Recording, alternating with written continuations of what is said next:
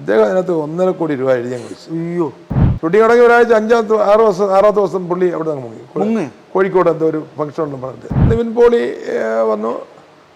ഞാനവിടെ ഞങ്ങൾ എറണാകുളത്ത് വെച്ച് ഇത് കാണുന്ന അവിടെ വെച്ച് അപ്പോൾ അഡ്വാൻസ് കൊടുക്കുന്നു, 25 ലക്ഷത്തിൻ്റെ ചെക്ക് കൊടുക്കുന്നു.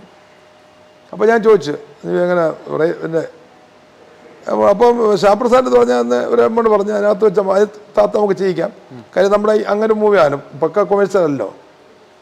അപ്പോൾ പറഞ്ഞില്ല ഏട്ടാ പ്രശ്നമൊന്നുമില്ല, നമുക്കത് സംസാരിച്ചോളാം. അപ്പോൾ അതെല്ലാം കഴിഞ്ഞിട്ട് പിന്നീട് ഉണ്ടായ സംബന്ധിച്ചത് തീരുന്ന സമയത്ത് ഇത് ഷൂട്ടിങ് തുടങ്ങാനുള്ളൊരവസ്ഥയിലേക്ക് വന്നു. അപ്പോൾ ആ സമയത്ത് നമ്മൾ എൻ്റെ പ്രൊഡക്ഷൻ കൺട്രോളുണ്ട്. അപ്പോൾ ഈ മെയിൻ കഥാപാത്രങ്ങളുടെയൊക്കെ എഗ്രിമെൻറ്റ് നമ്മൾ ഫിലിം ചേംബറിലും പ്രൊഡ്യൂസർ അസോസിയേഷനിൽ ഇത് സബ്മിറ്റ് ചെയ്യണം ഈ പടം തുടങ്ങുന്നതിന് മുമ്പ്. അപ്പോൾ അതിൻ്റെ പെർമിഷൻ വാങ്ങിക്കണമല്ലോ. അപ്പോൾ ഈ അദ്ദേഹത്തിൻ്റെ ഇത് എഗ്രിമെൻറ്റ് വാങ്ങിക്കാനായിട്ട് നമ്മുടെ പ്രൊഡക്ഷൻ കൺട്രോൾ ചെയ്യുമ്പോഴത്തേക്ക് ഇദ്ദേഹം അതിനകത്ത് 1.5 കോടി രൂപ എഴുതി അങ്ങ് വെച്ചു. അയ്യോ, മാക്സിമം പറഞ്ഞാൽ 1 കോടിക്കകത്തേ ഉള്ളൂ എന്നാണ് നമ്മുടെ ഡയറക്ടറിനകത്ത് ശ്യാംപ്രസാദ് പറഞ്ഞു. നമുക്ക് എന്തെങ്കിലും കുറപ്പിക്കാം. അപ്പോൾ അന്ന് അത്രയും ഇല്ല എഴുതി കൊണ്ട്. അപ്പോൾ ഞാൻ ഇയാളെ ചാടിച്ചിട്ട് ഞാൻ പറഞ്ഞു എന്തിനാ എഴുതി ചെയ്യുന്നു വെച്ചിങ്ങനെ എന്നെ വിളിക്കണ്ടേ. അപ്പം പറഞ്ഞു ശ്യാംപ്രസാദ് പറഞ്ഞു ഇപ്പോൾ നമുക്ക് ദിവസം ഉണ്ടാക്കണം, അത് നമുക്ക് സംസാരിച്ച് സെറ്റിൽ ചെയ്യാം.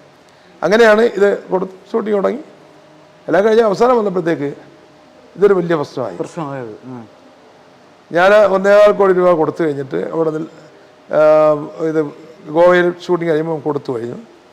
പിന്നീട് അപ്പം സിങ് സൗണ്ട് ആയിരുന്നത്, പക്ഷെ എങ്കിലും ചില പാച്ച് ചില നമ്മൾ ഇത് ചെയ്യേണ്ടി വരും. അതാ അപ്പോൾ അതിനെ വിളിച്ചപ്പോഴത്തേക്ക് പുള്ളി ബാക്കി പൈസ കൊടുക്കാതെ വരത്തില്ല.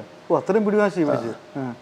അപ്പം അങ്ങനെയൊക്കെ ഒരു സംഭവം എന്ന് പറയുമ്പം ഇത്തരത്തിലൊരു പടം ശ്യാംപ്രസാദിനെ പോലെ പടം എടുത്തിട്ട് നമ്മുടെ അടുത്ത് ആദ്യം പറയുന്നില്ല, പിന്നീട് ഇത് എഗ്രിമെൻറ്റ് ചെയ്യാൻ ഇയാൾ പ്രൊഡക്ഷൻ കൺട്രോൾ ചെയ്യുമ്പം ഇദ്ദേഹം തന്നെ എഴുതി ഇത്ര രൂപ എഴുതി കൊടുക്കുന്നു.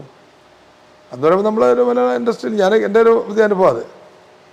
അപ്പോൾ അങ്ങനെ അത് നമുക്കൊരു സുഖമില്ലാതെ തോന്നി. പിന്നെ ആ ഷൂട്ടിങ് തുടങ്ങിയ സമയത്തും ഇതുപോലെ പ്രശ്നങ്ങളുണ്ടായി.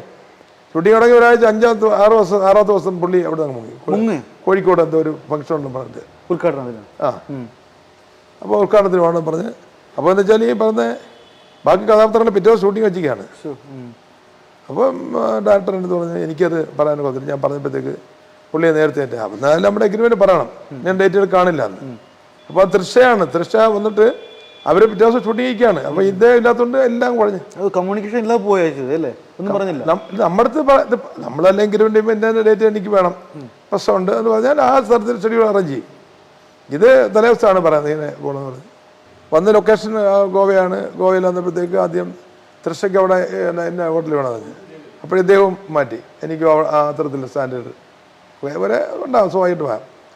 പിന്നീട് ഇതെല്ലാം കഴിഞ്ഞിട്ട് പിന്നീട് ഞാൻ പറഞ്ഞു ഇങ്ങനെയാണ്. അപ്പോഴാണ് ഇദ്ദേഹം അമേരിക്കയിൽ ഒരു 3-4 ദിവസത്തെ പരിപാടിയുണ്ട് ഇതിനിടയ്ക്ക്. അപ്പോൾ ഞാൻ പറഞ്ഞ് നിവിനെ ഇത് നിങ്ങൾ ഷെഡ്യൂൾ ചെയ്യുമ്പോൾ നിങ്ങൾ നേരത്തെ പറയണമായിരുന്നു, കാര്യം അല്ലെങ്കിൽ ഇത്രയും കഥാപാത്രങ്ങൾ ഇവിടെ നടക്കുന്നു, ഈ ലൊക്കേഷനിൽ ഇതെല്ലാം സംഭവമുണ്ട്, ഇത്രയും എക്സ്പെൻസീവ് ആകുന്നത്. അങ്ങനെ ഇന്ന് ഇദ്ദേഹം ഒന്നും പറയാൻ ഇങ്ങനെ നിൽക്കുകയായിരുന്നു. അങ്ങനെ എന്നിട്ടാണ് എന്തായാലും ആ ഷെഡ്യൂള് സമയത്ത് ഫസ്റ്റ് ഷെഡ്യൂളിൽ ഭയങ്കര മഴയായി അവിടെ. അങ്ങനെ ഒരാഴ്ച ഇത് മുടങ്ങിയപ്പോൾ പിന്നെ അടുത്ത് ഞങ്ങൾ ഇവിടെ മട്ടാഞ്ചേരി എറണാകുളത്ത് ലൊക്കേഷൻ അറേഞ്ച് ചെയ്ത് അവിടെ കുറേ എടുക്കണമായിരുന്നു. അത് പിന്നെ ഇവിടെ ഷൂട്ട് ചെയ്തു. അപ്പോൾ ഈ സമയത്ത് ഇയാൾ അമേരിക്കയിൽ പോയിട്ട് വരികയും ചെയ്തു. പിന്നെ അഡ്ജസ്റ്റ് ചെയ്ത് കൊണ്ടുവരുന്നല്ലേ? അല്ല, നമ്മൾ പിന്നെ അവിടെയൊക്കെ ചില പ്രശ്നങ്ങളൊക്കെ ഉണ്ടായി, നമ്മൾക്ക് വരുന്നില്ല. അതൊക്കെ പിന്നെ അങ്ങനെയൊക്കെ അതുപോലെ ഈ ബാക്കിയുള്ള സമീപനങ്ങളൊക്കെ പ്രശ്നമായിരുന്നു. അപ്പം അങ്ങനെ കുറച്ച് ഇഷ്യൂസൊക്കെ ഉണ്ടായി ഇവിടെ. നമ്മുടെ പ്രൊഡക്ഷൻ കൺട്രോൾ എടുത്ത അല്ലെങ്കിൽ ഈ പറഞ്ഞ ഫിനാൻസ് കൺട്രോൾ എടുത്തൊക്കെ വളരെ മോശമായി. അവരെ കൂടെ വരുന്ന മാനേജർ സംസാരിക്കുക. അപ്പം മാനേജർ അങ്ങനെ ഞാൻ വിളിച്ച അടുത്ത് പറഞ്ഞു. ഞാൻ പറഞ്ഞു നിങ്ങളോട്ടല്ലെങ്കിൽ ഉണ്ട്, ഞാൻ നിവിൻ പോളിയായിട്ടാണ് മേലെ. ഞാൻ പറഞ്ഞ എൻ്റെ സ്റ്റാഫുകൾ വിളിച്ച് സംസാരിക്കാൻ പാടില്ല, ഉണ്ടെങ്കിൽ നിങ്ങൾ അദ്ദേഹം പറയുന്നത്. അപ്പോൾ അങ്ങനെയൊക്കെ ഒരു സംഭവം ഉണ്ടായി അവിടെ. അത് ഇഷ്യൂസ് പാക്കപ്പ് പാർട്ടി വെച്ച് സംസാരമൊക്കെ ഉണ്ടായി. അതൊക്കെ സ്വാഭാവികമായിട്ടുണ്ടാകും നമ്മളെ.